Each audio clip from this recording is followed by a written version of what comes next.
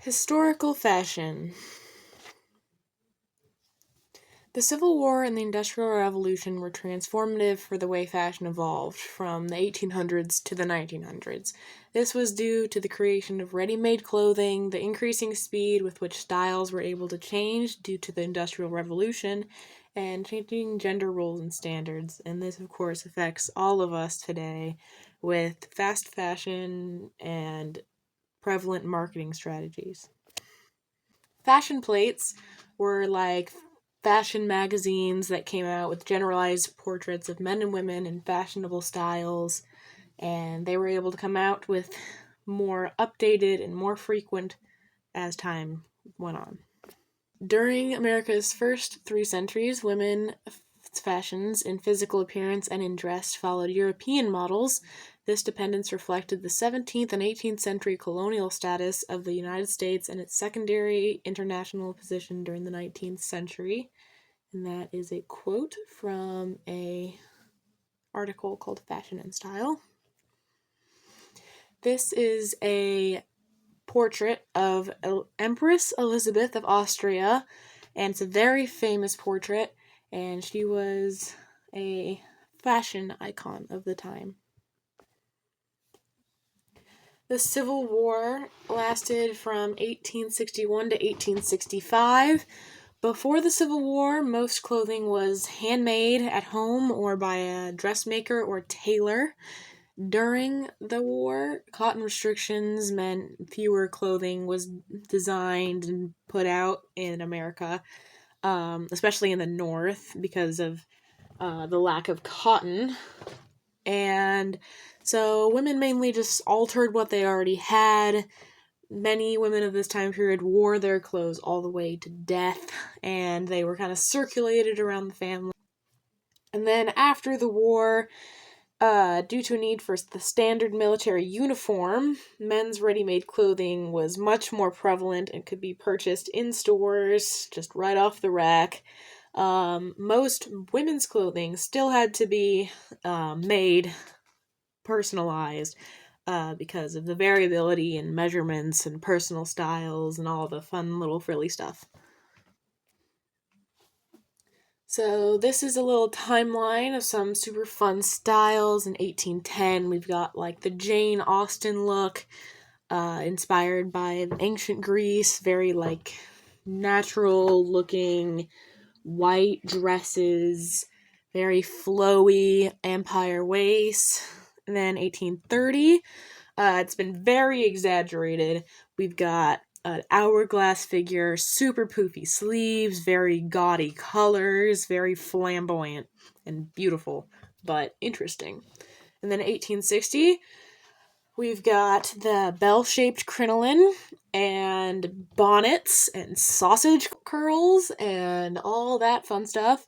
And then we've got 1870, which is like, if you think of Robert Downey Jr.'s Sherlock movies, like Irene Adler, with the lobster tail bustles, and that evolved from the bell crinoline, which was also a very interesting style.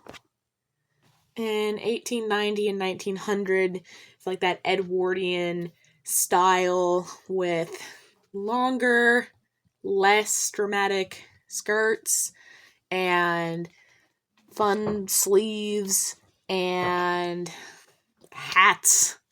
And then in 1910, we've got some interesting styles, such as the hobble skirt, which basically was a very tight skirt around the ankles, so you couldn't walk away very fast. That skirt kind of died out, which, good. Although it did make a resurgence in, I think, the 60s, for a little bit. But most garments were more practical during this time period because women were starting to enter the workforce, and factories are dangerous. In 1920, we got the Prohibition starting. We've got that boyish figure, which was being very thin, almost anorexic, with very loose, boxy dresses. Cultures and genders start more openly associating in speakeasies. Got jazz, all that jazz. Women's roles were changing around this time quite a bit. As women entered the workforce, there developed new standards for practical dress. And here we have a graph from Our World in Data. Then the Industrial Revolution, we have a couple different things that affected, such as the fiber content of clothing were invented, such as polyester, which is a plasticky product of the petroleum industry, which is a whole nother topic we could discuss. Lots of factories, people are moving to cities, and like mass migration to cities to work in garment factories, a lot of them. Vogue, the magazine, was founded in 1892, and then we've got more off-the-rack clothing because production is cheaper and people could buy more and have more. The manufacturing of ready-made suits set the stage for the democratization of men's dress. Involvement in athletics and leisure activities accelerated the need for comfortable casual clothing.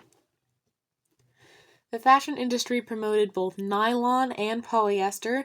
The latter, which combined with cotton, became popular for men's shirts and women's shirtwaist dresses, and that is still a very popular blend today. So some effects today are the ever-increasing demand for comfort and nearly weekly trend cycles that have caused much clothing production to be cheap and made of sweatshop labor. This is terrible for human rights, the environment, and our wallets. This clothing does not last as long as it's supposed to, and it also is less biodegradable with like polyester, because that's plastic. Seeing the history of such a large industry really puts in perspective how recent off-the-rack clothing really is, how marketing has changed and invaded our psyche, and how destructive something as what we wear can be. The events of the 1800s were revolutionary for the way fashion evolved and affects all of us. And these are some resources. These are a bunch more resources. Thank you for listening, and bye-bye.